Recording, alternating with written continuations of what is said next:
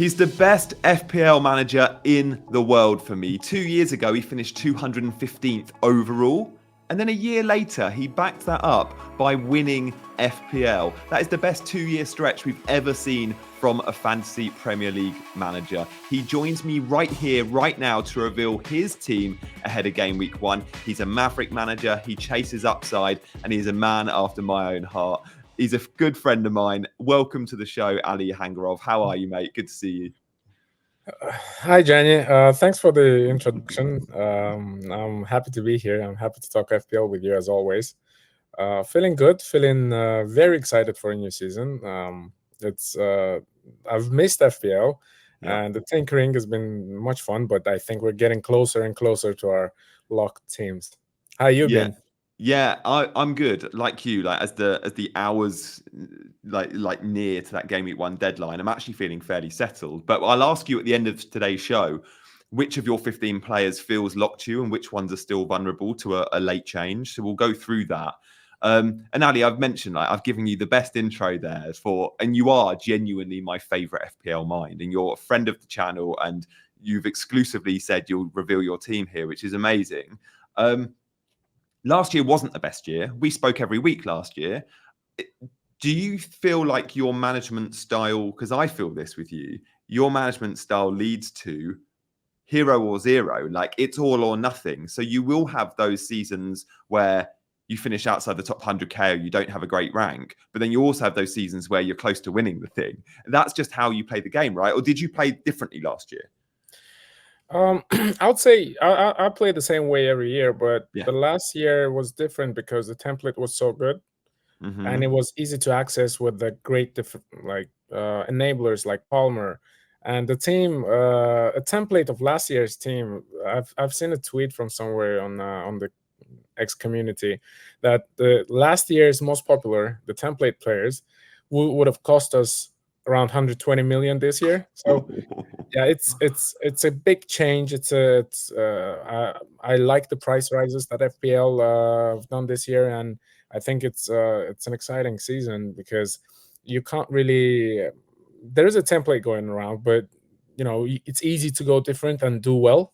That's the most exciting part of it for me, because last year was completely different. Like you couldn't go a week without Watkins, without Saka, and in 3 or 4 weeks you could have just plummet your rank, and it would have been bad. So yeah, I'm looking forward to the start of the season.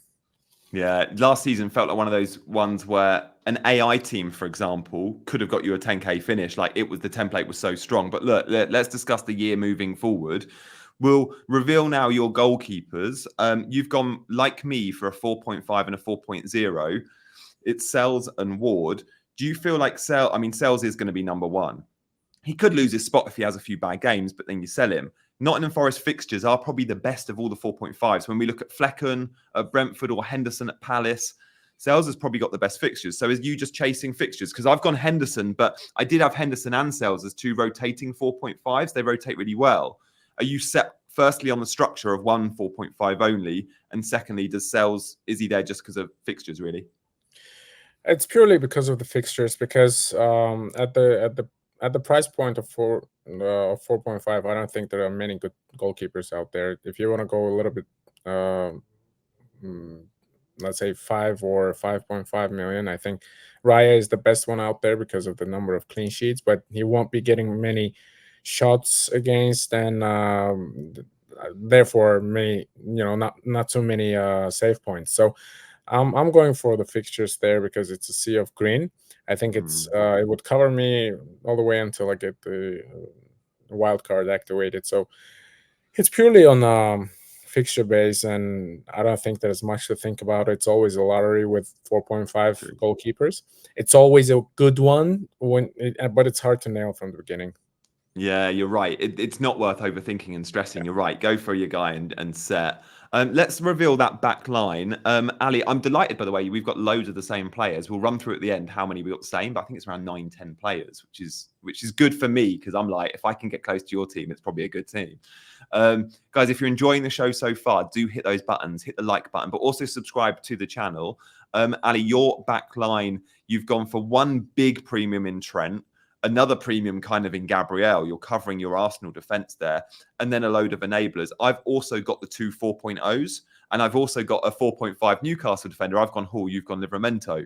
But let's just talk about Trent and Gabriel first. You've seen enough from Trent pre-season. He had that 74-minute cameo against Sevilla, got an assist, looked sharp.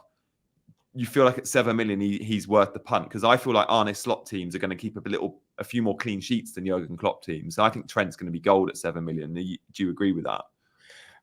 Watching their games, Liverpool's games, you can see that there's a little bit of different team from Klopp's setup, because they like passing around. They keep the ball a lot, and I think this would kind of change their clean sheet potential comparing to last year's. I think Trent is just an amazing option attacking wise, and if there are clean sheets, it's just a bonus. I'm looking at him as a Trent that he used to be, and I think he did quite well last season, but didn't really reach those famous highs. But of course, Trent is always a premium option. We're like, it's whether or not you can accommodate him. I think if you have Salah and Haaland in a team, it's a bit challenging. But we'll look into my team further. But I think Trent is by far one of the, and fixtures are there as well. So he's one of the best defensive options in the game. And Gabriel, you feel, I mean, Arsenal have got, some might say, a tricky first five, but you could also say in that time you've got 3 really good home games. And in those 3 homes, you see 3 clean sheets. It's 3 tough away games in the first 6.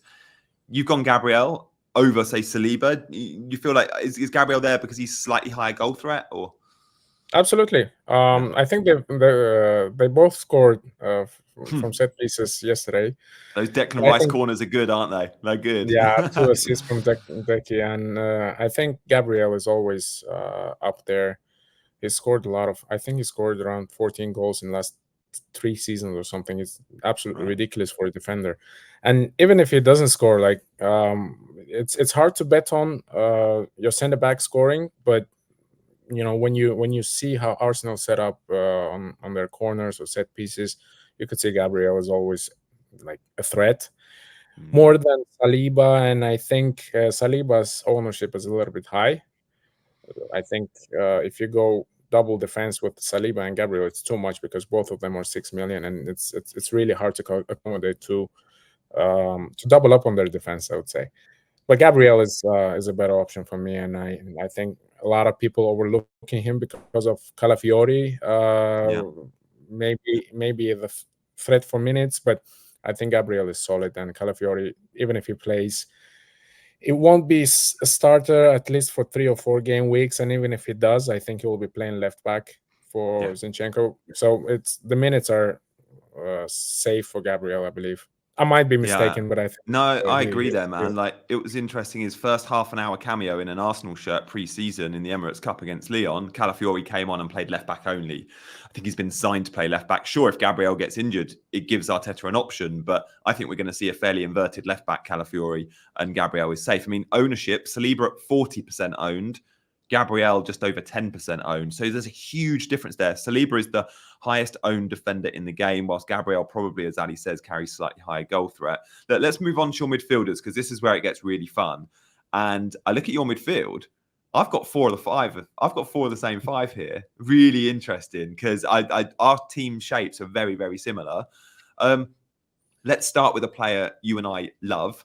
And we're probably both a little bit annoyed. We actually text on Sunday when he scored that goal, the volley for Liverpool against Sevilla, because as soon as he scored that volley, everyone went, "Oh, I want Jota in my team." And you and I were probably going to have him in our teams anyway, right? You're a big fan, so am I. Yeah, I'm a big fan of this player because of first of all, he's out of position. He the fact that he's classified as a midfielder is just a gift, because he's always a striker. He's never been he played on the wing sometimes, but even on the wing, he's still poses the same threat as a number 9. And I think putting Jota in a midfield is just a no-brainer. The question is that he might be limited with minutes with so many attacking choices at Liverpool, but on the contrary, he's had a good preseason. He's played a lot of minutes, comparing to Hakpo, Diaz, as well as Darwin. I think he's played the most minutes there, and they've played two friendly games yesterday. Liverpool, one was against Sevilla, another one was Las Palmas, I believe. So yeah. No disrespect to Las Palmas, but Sevilla is a much better team, and I think the team that played Sevilla is more closer to a starting 11 there, because that would make sense. Yeah. So I think Diogo Jota is just a good option, even if he plays against Ipswich for like 60, 70 minutes. I think it's enough to cause damage, because he scored and assisted in 45 minutes yesterday, and the goal he scored was absolutely quality. And so, I'm a little bit annoyed that he won't be a differential come game week 1, but I think it answered a lot of questions on my timeline about having Jota, and a lot of people still doubt him. So that's why I hope that his ownership was still relatively below. Yeah, you're right.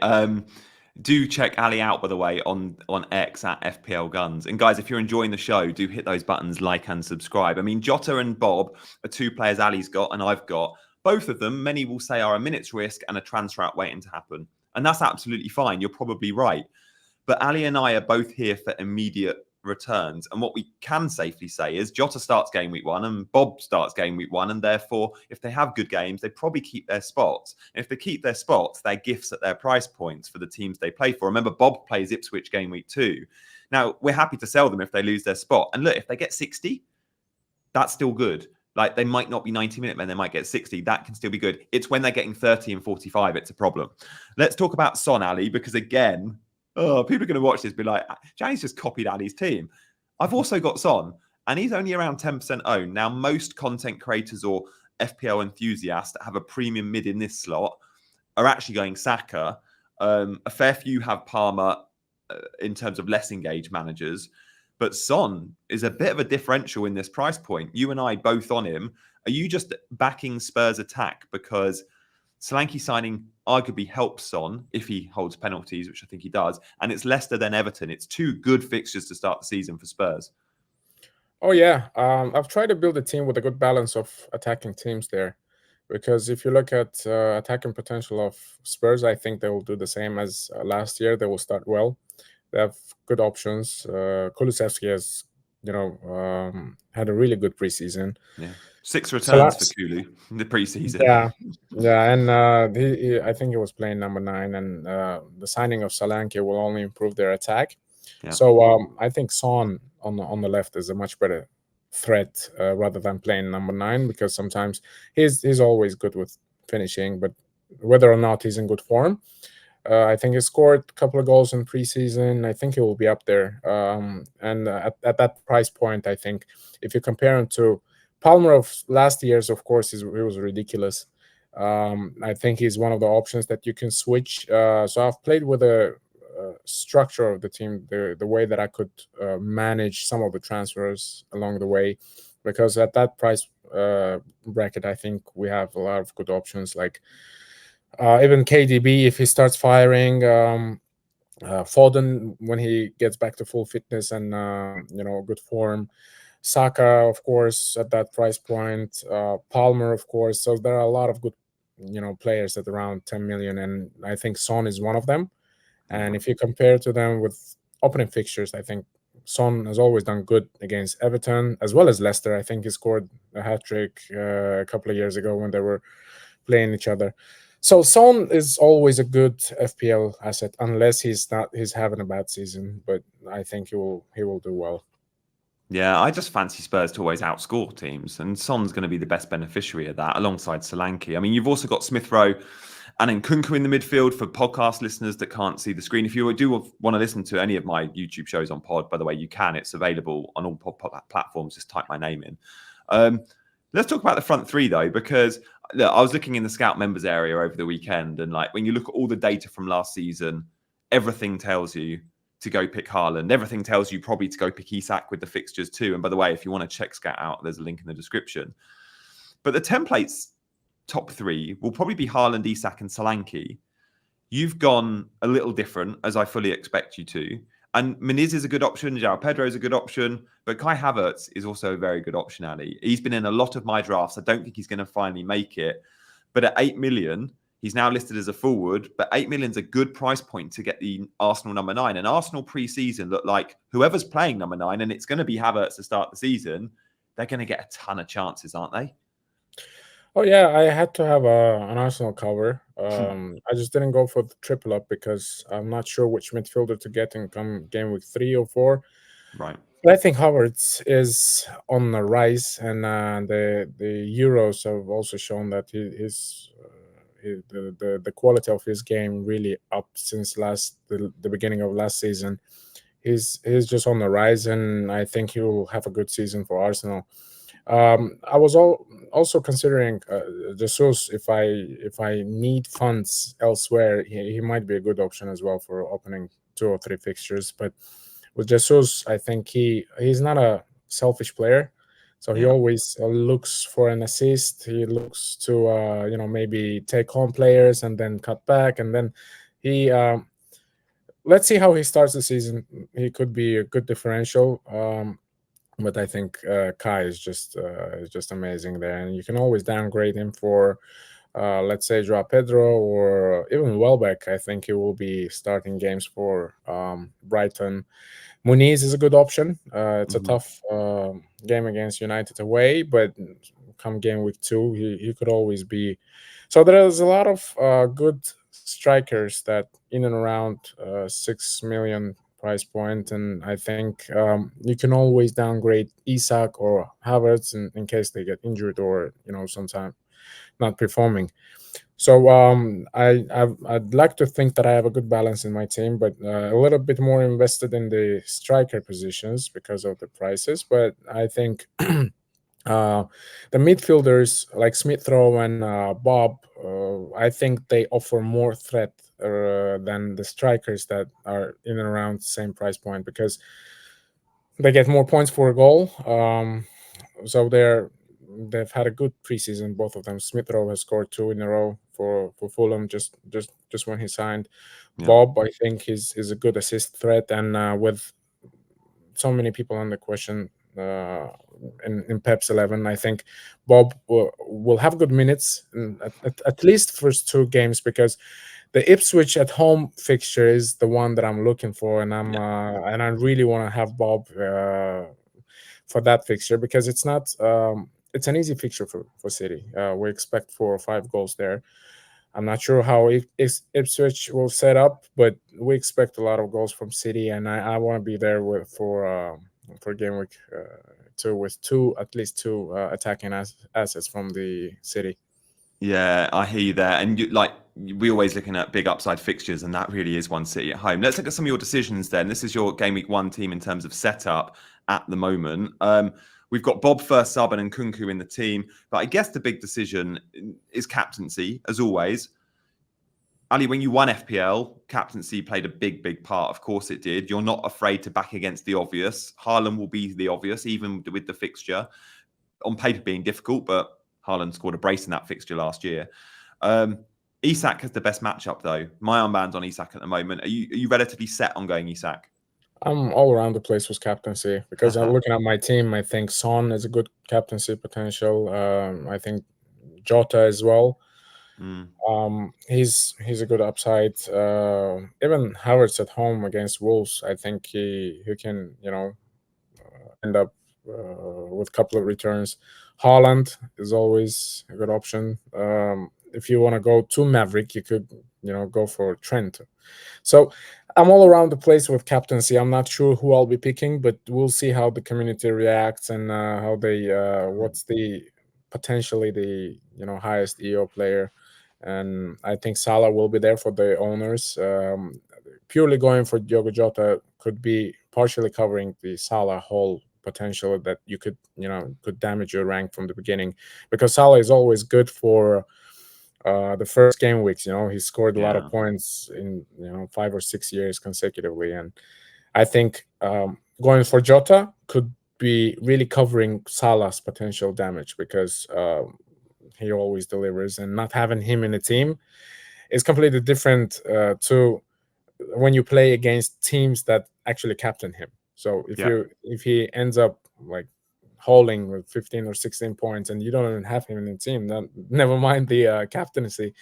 I think you're in an upside battle there, and Diogo Jota could always be, but you always want to captain a penalty taker, so to have a better potential, even if it doesn't score, maybe, you know, it's up in the air. And I think I'll be having a hard time with another thing. It's Smith Rowe, Nkunku, and Bob. It's one position between these three. You know, it's two positions between these three, and Bob could. We'll see how the press conferences go, and we'll see any fitness updates before the kickoffs. But I think it's either, you know, Bob or Smith Rowe or Nkunku. These three places. I'm not talking about selling him, but they're picking my first 11.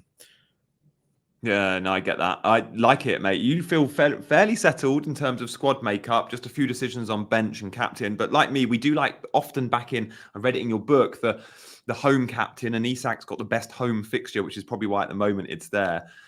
Guys, Ali is one of our ultras on this channel. If you fancy becoming an ultra, you can join and join the WhatsApp group with me and Ali, or you can be a squad member. Hit the word join below if you want to support the channel and be a channel member. Ali, thank you so much for joining me. It's been proper insightful as always, getting your FPL choices. I expect you to have another worldy season. I'm not expecting you to finish first or 215th again, though. Don't worry. But yeah, I'm looking forward to chatting on a weekly basis in WhatsApp, mate. And thank you so much for revealing your team on this channel. Any final thoughts from you? Thanks for having me, as always. I'm looking forward to a new season. I've also posted the link to my ebook for those interested, because there's still good points about the you know, structuring your team, the approaching the season, a lot of psychological moments that we need to, you know, consider playing FPL. So feel free to go to my page, and it's a link. It's an easy access link for those interested, and just, you know, enjoying being at the channel as always. Thanks for having me, and I'm looking forward. Let's it's 5 days left, I think, until the deadline. Yeah, well, I'm gonna drop. This is probably out on Wednesday. It might even be 48 hours. Oh, okay. So it's pre-recorded, and it won't be that much too long until we start and enjoying and feeling the FPL pain, feeling the regrets that we haven't picked a certain place, because we've been tinkering for a while, and we've had all of the players in our team, and everybody would be saying that, okay, I had him in my draft, and this is something that we all say, and this is something we'll enjoy, actually. So looking forward to it. Yeah, it's going to be a great one. Ali, I will post the link in the description of this video to your ebook. Guys, I can't recommend that book enough. And I'm delighted to say that after doing a weekly stream with me last season, Ali has got very good at promoting stuff as well, because you guys know I'm good at that. So, Ali, thanks for mentioning the book, and it'll be right at the top of the description. The final promo from me is to follow Ali on Twitter, and obviously to like and subscribe on this channel. Guys, thank you for watching, and good luck for game week 1. More content planned in the next 24 hours on this channel. Stay tuned, and I'll see you next time. Bye-bye.